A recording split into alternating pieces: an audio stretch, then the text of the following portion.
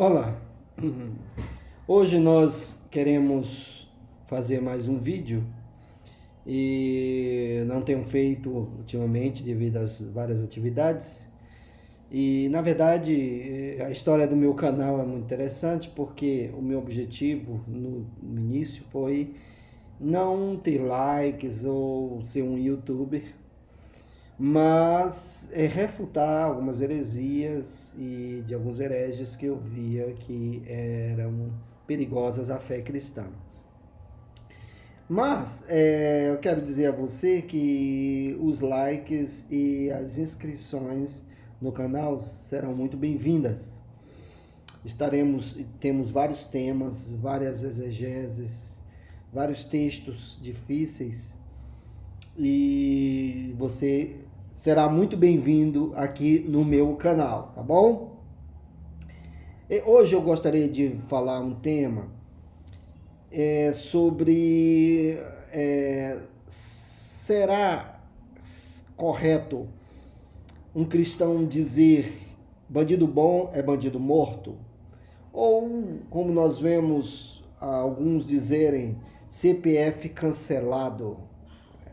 E teve um caso até de um repórter que fez uma matéria onde um bandido morreu em tiroteio da polícia e ele chorou e ele foi muito criticado, porque como é que pode que alguém chora porque um bandido foi morto? Então, eu gostaria de falar nesse vídeo o que diz a Bíblia sobre isso. Será que a Bíblia ensina que nós devemos ter compaixão dos bandidos? O que diz a Bíblia? E, primeiramente, nós precisamos entender que a falta de compaixão, a falta de misericórdia, vem de um coração que não teve uma experiência de novo nascimento. O próprio Jesus diz: bem-aventurados os misericordiosos, em Mateus capítulo 5, porque alcançarão misericórdia. Essa misericórdia implica exatamente a minha sensibilidade com as pessoas que estão em profunda miséria, em profunda situação crítica.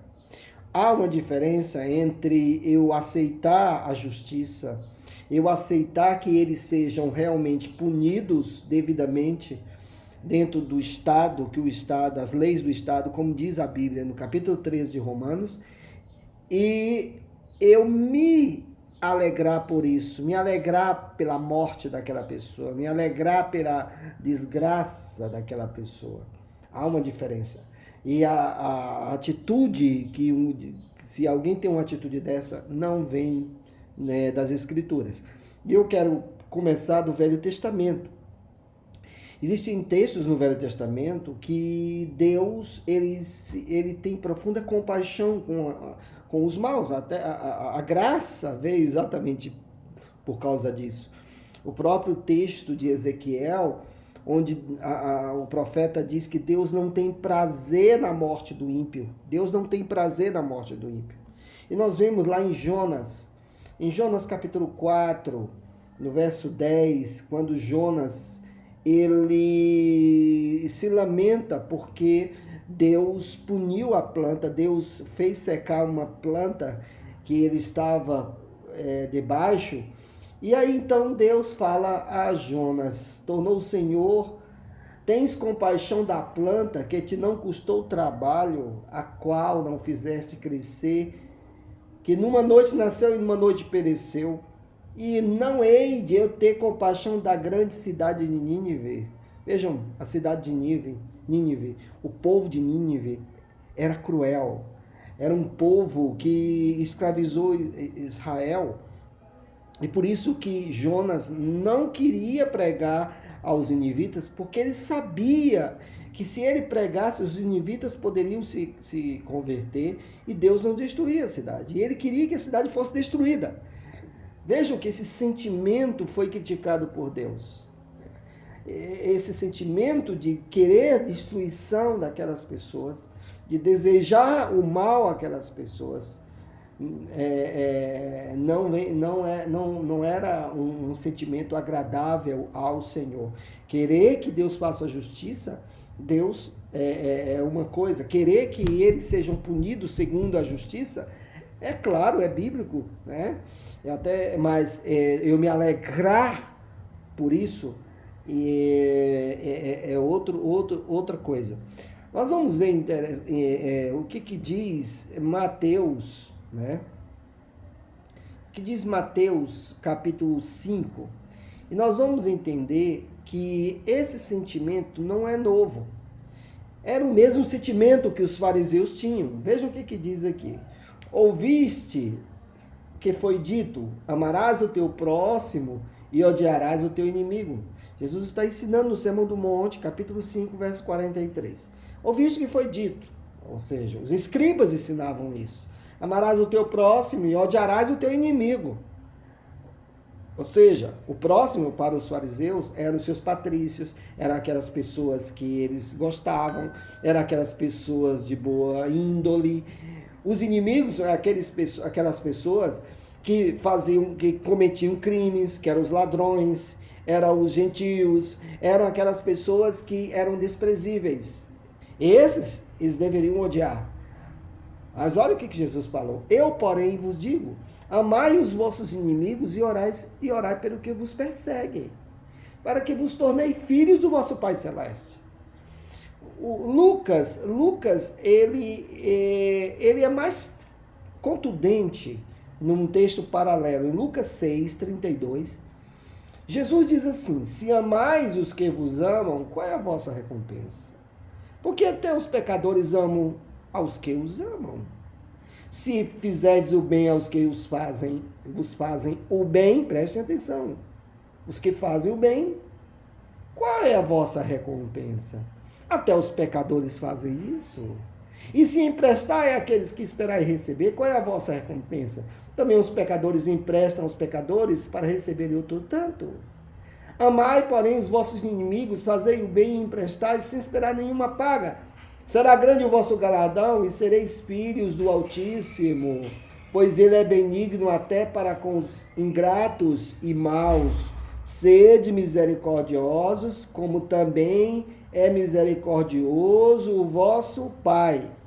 Então vejam, a misericórdia do Senhor aqui, a misericórdia, o mandamento da misericórdia, é exatamente o que está lá em Mateus capítulo 5, porque são textos paralelos no Sermão da Montanha, bem-aventurados os misericordiosos. Então, Jesus disse, se nós amamos somente aquelas pessoas que fazem o bem, que mérito teremos? E o que é amar? É não ter prazer daquelas pessoas estarem naquele lugar. Embora que é justo que eles estejam lá, e é justo também nós querermos que eles estejam lá porque eles cometeram crimes. Mas eu desejar a morte, eu me alegrar porque eles foram mortos, isso não vem de um cristão, né? O sentimento tem que ser de tristeza, o sentimento tem que ser de profunda perda, né? Por eles estarem naquela situação. Nós vamos ver outros textos também, em Lucas 19, que Jesus estava diante da cidade de Jerusalém. Lucas 19, 41 e 42, diz assim, quando ia chegando, vendo a cidade, chorou. Vejam que Jesus está diante de uma cidade incrédula. Jesus está diante de uma cidade que iria escolher Barrabás. Jesus estava diante de uma cidade que o desprezou profundamente, que não o aceitou, que queria prendê-lo e matá-lo, mas ele chora, ele se compadece dessas pessoas. Outra coisa interessante, hora nenhuma Jesus virou para os ladrões que estavam ao seu lado e falou alguma coisa que os dissesse que eles deveriam realmente estar ali, embora que Jesus teria toda a razão. Ao contrário, Jesus falou àquele que disse, Senhor, lembra-te de mim quando vieres no teu reino, e Jesus disse, hoje mesmo estarás comigo no paraíso. Então, esse sentimento essa misericórdia tem que estar no coração de um cristão. Vou dar outro exemplo. Quando nós vemos Jesus falando sobre a parábola do grande trono branco, do rei que se assenta no trono, e que à sua direita ficariam as ovelhas, como se fossem as ovelhas, e à sua esquerda, como se fossem os bodes, separando as ovelhas dos bodes. E aí Jesus fala, então o rei dirá, em Mateus 25, a partir do verso 41, então o rei dirá também aos que estiverem à sua esquerda: apartai-vos de mim, malditos, para o fogo eterno, preparado para o diabo e seus anjos. Porque tive fome e não me destes de comer, tive sede e não me destes de beber, sendo forasteiro não me hospedastes, estando nu não me vestiste, achando-me enfermo e preso não foste ver-me. Vejam que este é a característica que Jesus identificou para que aquelas pessoas fossem para o inferno. Agora, detalhe, Jesus não está falando tanto da prática em si, mas do sentimento que essas pessoas deveriam ter. Porque muitas pessoas até não terão a oportunidade de visitar um preso, de vestir um nu, hospedar um forasteiro. O ladrão da cruz não teve essa oportunidade. Então, Jesus não está falando das obras em si, dessas práticas em si, mas do sentimento que essas pessoas deveriam ter. Qual o sentimento que nós temos diante de uma pessoa nua, que não tem condições, diante de um preso, né, de um moribundo, de alguém que está indo para a cadeira elétrica? Qual o sentimento que nós temos? Você vai morrer mesmo, você deve morrer mesmo, você merece morrer mesmo, e eu estou me sentindo muito bem quando você está indo para a cadeira elétrica. Ou o meu sentimento é de profunda dor. Sim, você terá que ser punido, mas eu estou profundamente sentido pelo que vai acontecer a você. Né? E se depender, né, vamos dizer, de dar uma palavra a essas pessoas, por que não? Né? Eu fico pensando de cristãos que têm esse sentimento: CPF cancelado, bandido bom é bandido morto. Qual é o sentimento dessas pessoas em evangelizar nas prisões? Se eles têm essa coragem de falar isso e evangelizar nas prisões, eu acho difícil. E vejam qual o sentimento do apóstolo Paulo. O sentimento do apóstolo Paulo, vejam em Romanos capítulo 9, no verso 2 e 3, Paulo diz assim: tenho grande tristeza e incessante dor no coração, porque eu mesmo desejaria ser anátema, separado de Cristo, por amor de meus irmãos, meus compatriotas segundo a carne. Vejam até onde chegou o profundo sentimento do apóstolo Paulo pelos seus compatriotas judeus, que perseguiam Paulo, que apedrejaram Paulo, que queriam matar Paulo, que humilhavam o próprio apóstolo, e esse mesmo apóstolo sentia profunda tristeza e queria que ele se convertesse, queria que eles tivessem uma experiência com Cristo, seus compatriotas. Vejam, e ele, no verso 1, ele diz: Deus é testemunha desse sentimento. Paulo estava sendo muito sincero em dizer isso. Agora, um cristão que fica dizendo CPF cancelado, bandido bom é bandido morto, jamais alguém deve chorar porque um bandido foi baleado, morreu, ele tem mãe, ele tem família, ali era uma vida. Nós não estamos nem falando sobre por que ele foi baleado. Sim, ele foi baleado, se ele reagiu, a polícia ou um militar, ele agiu devidamente, porque era necessário, mas o sentimento de dor deve acompanhar um cristão. Até mesmo um cristão policial que faz isso, ele deve fazer isso, mas com profundo pesar, com profunda dor no coração, sabendo que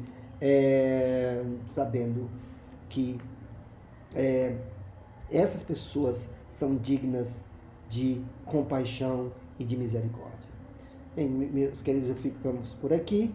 E se você tem alguma coisa a falar, você pode escrever no seu comentário. Quero dizer que eu estou preparando a interpretação de 2 versos, 2 textos bem difíceis, que falam sobre a expiação, ou que nossos irmãos arminianos refutam a expiação limitada com esses versículos, e eu estarei fazendo um vídeo sobre isso. Deus abençoe a todos.